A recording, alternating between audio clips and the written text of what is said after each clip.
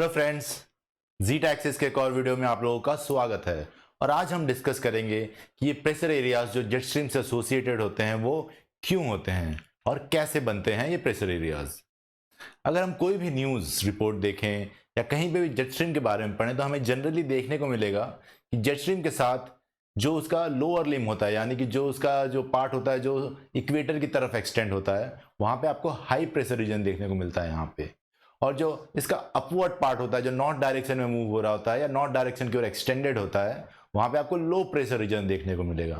तो आखिर ऐसा क्यों होता है, यही हम इस वीडियो में देखेंगे और इसका मैकेनिज्म समझेंगे। तो हमने हमारे पिछले वीडियोस में देखा था कि जेट स्ट्रीम जो होता है वो कोरियोलिस फोर्स और प्रेशर ग्रेडियंट फोर्स के बैलेंस से बनता है। यहाँ पे आप देख सकते हैं कि इस पूरे जेट स्ट्रीम में आपको प्रेशर ग्रेडियंट फोर्स मिलेगा जो कि इसको नॉर्थवर्ड डायरेक्शन में पुल कर रहा है या नॉर्थवर्ड डायरेक्शन में ले जाने की कोशिश कर रहा है। इसका कारण है कि यहाँ पे गर्म हवाएं हैं और यहाँ पे ठंडी हवाएं हैं और इस टेम्परेचर डिफरेंस के कारण आपको एक प्रेशर ग्रेडियंट फोर्स मिलता है जो इस एयर स्ट्रीम को नॉर्थवर्ड पुल करने की कोशिश कर रहा है। अब इसके अगेंस्ट में ये कोरियोलिस फोर्स है और ये कोरियोलिस फोर्स क्या करता है कि इस एयर स्ट्रीम को राइटवर्ड डायरेक्शन में, नदर्न हेमिस्फीयर में राइट हैंड डायरेक्शन में और सदर्न हेमिस्फीयर में लेफ्ट हैंड डायरेक्शन में डिफ्लेक्ट करने की कोशिश करता है। अब क्योंकि इस जेट स्ट्रीम की स्पीड बहुत ज़्यादा होती है और ये बहुत ऊपर high up in the sky होते हैं, आप देख सकते हैं कि ये ज़मीन पे नहीं होते हैं बल्कि ये काफ़ी ऊपर करीब 10 से 16 किलोमीटर ऊपर होते हैं, तो इनकी वेलोसिटी भी बहुत ज़्यादा होती है। इसके कारण कोरियोलिस फोर्स भी ज़्यादा होता है और यही कोरियोलिस फोर्स इस प्रेशर ग्रेडियंट फोर्स को बैलेंस करता है और इन दोनों के बैलेंस में ही ये जेट स्ट्रीम मूव करती है। तो आप देख सकते हैं कि जहां जहां इन दोनों का बैलेंस पॉइंट होगा वहीं से जेट स्ट्रीम पास होगी। अब यहाँ पे हम एक इंपॉर्टेंट चीज देखेंगे कि यहाँ पे आपकी जेट स्ट्रीम जो है ये इस तरह से टर्न हो रही है और इस कर्वेचर का अगर हम सेंटर पॉइंट निकलना चाहें तो यहाँ पे होगा। सिमिलरली यहाँ पे भी आपकी जो जेट स्ट्रीम हो इस तरह से टर्न हो रही है और इस कर्वेचर का भी अगर हम सेंटर पॉइंट देखना चाहें तो करीब यहाँ पे आपको देखने को मिलेगा। अब हम जानते हैं जब कोई भी ऑब्जेक्ट किसी कर्वेचर पे टर्न करता है तो उसके ऊपर एक सेंट्रीफ्यूगल फोर्स लगता है। तो यहाँ पे भी जेट स्ट्रीम के जो पार्टिकल्स हैं जो एयर स्ट्रीम में मूव हो रही है उसके ऊपर सेंट्रीफ्यूगल फोर्स लगता है। अब आप देखिएगा कि यहाँ पे जो सेंट्रीफ्यूगल फोर्स है ये कुछ इस तरह लग रहा है, बाहर की साइड लग रहा है और यहाँ पे ये सेंट्रीफ्यूगल फोर्स जो है जेट स्ट्रीम पे वो कुछ इस तरीके से लग रहा है, जो ग्रीन एरोज हैं आप देख सकते हैं। अब यहाँ पे अगर आप देखें तो ये centrifugal force pressure gradient force के साथ यानी सेम डायरेक्शन में काम कर रहा है।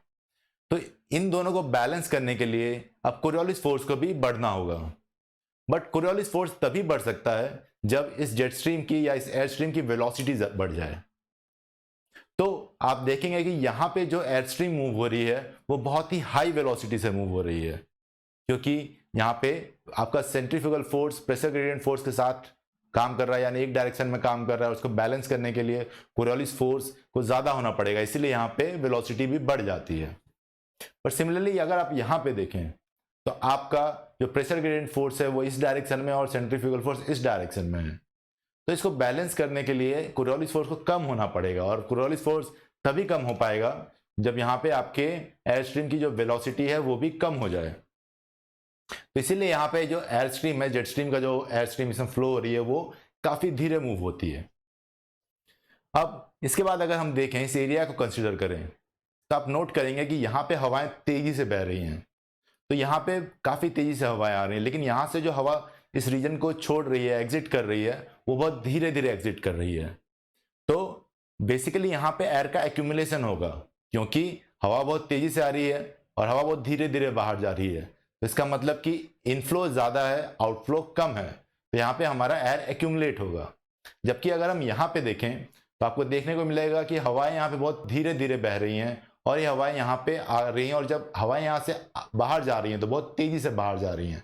यानी कि जो इनफ्लो है हवा का इस रीजन में, जो हवाएं यहाँ पे अंदर आ रही हैं वो काफी धीरे धीरे आ रही हैं, लेकिन हवाएं जो एग्जिट कर रही हैं वो काफी तेजी से एग्जिट कर रही हैं। यानी कि यहाँ पे आपको एक डिप्लीशन ऑफ एयर देखने को मिलेगा। तो इस रीजन को जहाँ पे एयर इकट्ठा हो रहा है उसको हम कन्वर्जेंस जोन कहते हैं और इस वाले को हम डाइवर्जेंस कहते हैं। तो यहाँ पे आप देखिए कन्वर्जेंस है और यहाँ पे डाइवर्जेंस है। अब यहाँ पे ये जो हवा इकट्ठी हो रही है ये कहाँ जाएगी? ये फाइनली ऊपर तो जा नहीं सकती, ऊपर तो ट्रोपोस्फियर खत्म हो जाता है, तो ये हमारे धरती की ओर गिरने लगती है, यानी कि डिसेंड होने लगती है। तो आप देखिएगा कि यहाँ कन्वर्जेंस जोन से जो हवाएं हैं, एक्सेस हवाएं हैं, वो नीचे की ओर मूव होती हैं और जमीन पे जाके ये फैल जाती हैं। तो यहाँ पे आपको हाई प्रेशर रीजन देखने को मिलेगा।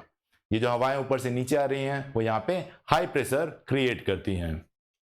और वही अगर हम डाइवर्जन जोन पे जाएं, जहां पे ऊपर हवा का डिप्लीशन हो रहा है, हवाएं यहाँ पे खाली हो रही हैं, तो इस खाली जगह को भरने के लिए हवा जो है वो नीचे से ऊपर उठती है। तो आप यहाँ पे देख सकते हैं कि ये जो हवाएं हैं ये नीचे से ऊपर की ओर जा रही हैं, और क्योंकि हवा यहाँ से अब निकाली जा रही है तो यहाँ पे आपको जमीन पे लो प्रेशर देखने को मिलेगा। तो इसी तरीके से जो साउथवर्ड एक्सटेंशन होता है आपका जेट स्ट्रीम का, वहां पे आपको हाई प्रेशर देखने को मिलेगा, और जो नॉर्थवर्ड एक्सटेंशन होता है वहां पे आपको लो प्रेशर देखने को मिलेगा। अब यहाँ पे क्या होता है कि हवा जो है वो ऊपर की ओर उठ रही है, और हम जानते हैं कि जो भी हवा ऊपर की ओर उठती है उसका एडियाबेटिक कूलिंग होता है, और इस कूलिंग के कारण cloud formation as well as rainfall देखने को मिलेगा। और यहाँ पे जहाँ पे हवा नीचे की ओर जा रही है वहां पे आपको एडियाबेटिक हीटिंग देखने को मिलेगा। और एडियाबेटिक हीटिंग जब एयर का होता है तो वो ना तो उसमें कोई क्लाउड फॉर्मेशन होता है ना रेन होता है, तो यहाँ पे आपको कोई क्लाउड फॉर्मेशन देखने को नहीं मिलेगा। इसके कारण आपको यहाँ पे क्लाउडी वेदर देखने को मिलता है, और यहाँ पे आपको क्लियर वेदर देखने को मिलेगा। तो इस रीजन में क्लियर वेदर होगा और इस रीजन में आपको क्लाउडी वेदर देखने को मिलेगा। अब ये जेट स्ट्रीम होती हैं ये भी स्टेशनरी नहीं होती हैं, ये भी रोटेट करती हैं, और ये अर्थ के रोटेशन से ज़्यादा फास्ट या स्लो भी रोटेट कर सकती हैं। तो ये आप देख सकते हैं कि जहाँ जहाँ ये जेट स्ट्रीम के ये जो एक्सटेंशन जाएंगे वहाँ वहाँ ज़मीन पे हाई प्रेशर रीजन क्रिएट होगा, और जहाँ जहाँ पे ये वाले एक्सटेंशन जाएंगे वहाँ पे ज़मीन पे लो प्रेशर रीजन क्रिएट होगा। और यहाँ वाली ज़मीन पे आपको देखने को मिलेगा कि यहाँ पे क्लाउडी वेदर रहेगा, और इस वाले पार्ट के नीचे आपको हमेशा क्लियर वेदर देखने को मिलेगा।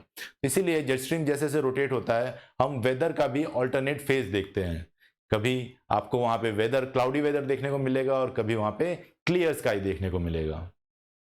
ये जो अंडरस्टैंडिंग है ये आपको इंडियन मॉनसून समझने में भी बहुत मदद करेगी, क्योंकि हम जानते हैं कि जेट स्ट्रीम का जो एक ब्रांच होता है वो हमारे हिमालय के सदर्न डायरेक्शन से जाता है, और ये जब सदर्न डायरेक्शन से जाता है तो इसके कारण हमारे इंडियन सब कॉन्टिनेंट पे एक हाई प्रेशर रीजन क्रिएट होता है, और इसी के कारण हमें मार्च से मई तक कोई बारिश देखने को नहीं मिलती है इंडिया में। मैं आशा करता हूं कि आप लोग को ये वीडियो अच्छा लगा हो, और आप प्लीज इसे सब्सक्राइब और शेयर जरूर करेंगे और बेल आइकन भी दबाएंगे। प्लीज हमें इंस्टाग्राम और ट्विटर पे फॉलो करना ना भूलें। Thank you.